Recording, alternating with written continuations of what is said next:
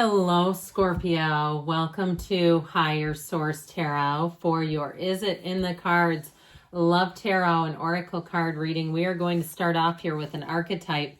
This represents your energy. You have the energy of the pioneer. I like it. Light attribute, passion for doing and creating what has not been done before. So if you've been really innovative in this last year with your career or even in your own physical body, if you finally figured out how your body ticks and you say, after all the diets, the exercise, all the different things, I finally got into a place that I love. This is the energy that you're going to be emanating. People are going to feel this and they are attracted to it big time. Now, the shadow attributes can be compulsive need to keep moving on. And so you have to be careful with that in terms of relationships where you fall big, hard, fast. And then it's like it becomes lackluster quickly, loses its luster. It's not shiny and bright and new anymore. And so you have a tendency to want to move on from things after the excitement, the initial hormonal chemical rush wears off. And it's like, well, I don't think this is the one. So again, just being in the place, because know that you're going to be attracting people. Now I'm going to take a card to represent their energy. And we have here, this represents them. The card of the artist. Okay, I like this because they're both creative energies. Even if you say, well, they're in accounting, I mean, they're not really using the arts. That's okay. It doesn't have to be. The light attributes are expressing a dimension of life that is just beyond the five senses, inspiring others to see life symbolically. So they may be somebody who really devours books, and it could be somebody who likes to read, life stories and things that are guiding, okay? I feel like, too, any kind of an uplifting, like a Joe Rogan, a Jay Shetty, that type of spiritual podcast, even, even some of the other ones that are maybe a little more hardcore, okay? I feel like they are going to be somebody who really listens, but I still feel like they live their life on their own terms. So it's not like they're just going out and listening to a podcast and deciding that's how to live life. But I do feel like they're open to things, ideas, information. I feel like they're an information seeker.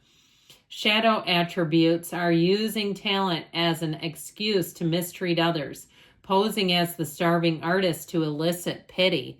I feel like with this, they may have in their past had to, in order to get ahead, maybe use some things in terms of, if it was, whether it was financial aid and they took out some student loans. So I feel like though they'd be on top of paying that off, I don't feel like they'd be doing anything presently. But with this too, I feel like as far as using talent to mistreat others, they may have lost touch with people in the past when they got busy and things started, their life started to expand. I don't fully see that as mistreating, but I do feel like if they've kind of fallen out with people over the years because when their life expanded, they just didn't keep certain people around. I'm not sure that's anything to apologize for, but that may be something that comes into play. All right, so let's see here what else we need to know.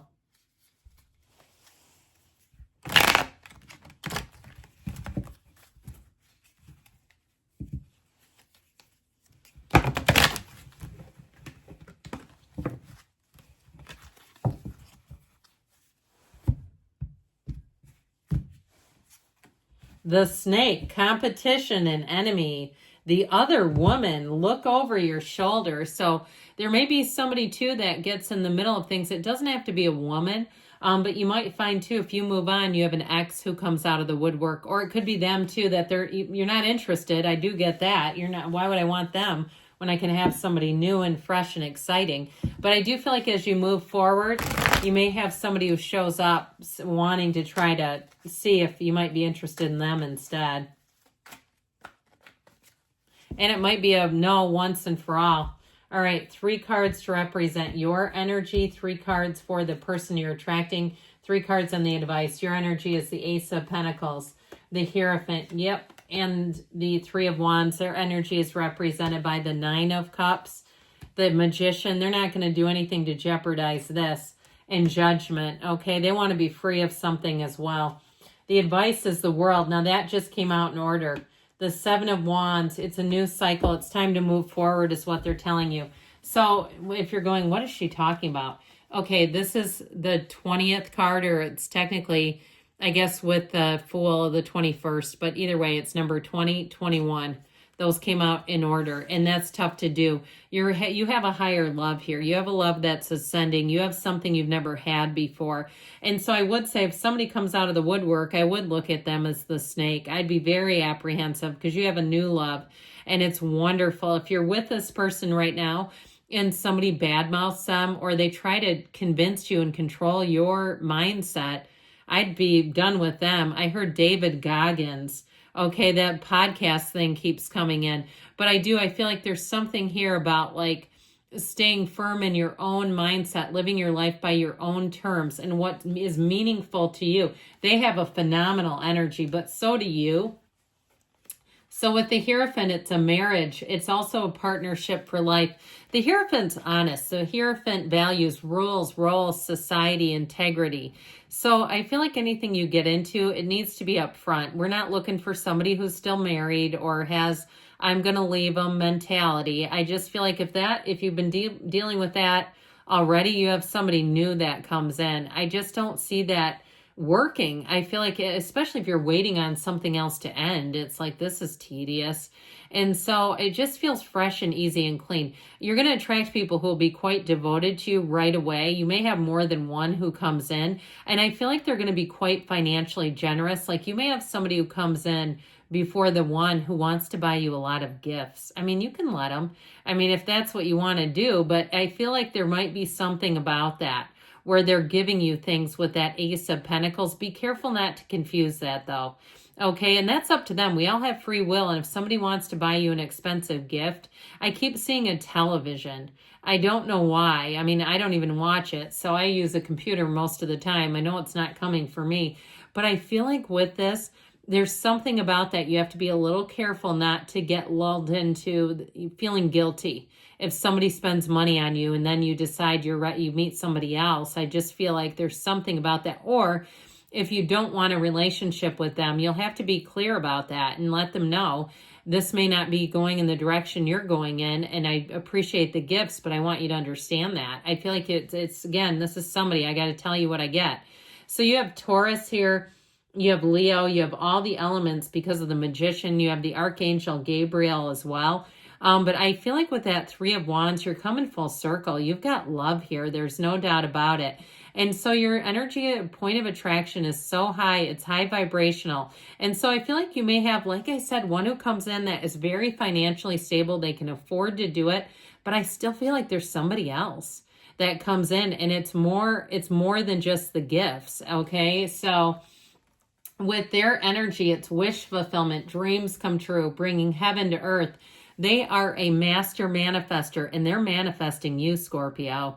This is somebody who will look at you and see forever in those eyes of yours, where they're really going to be saying, I don't know where you've been my whole life, but I'm never letting you go. And it's not scary, okay? It's not like some stranglehold, like I'm never letting you go in a way that you don't want to be here.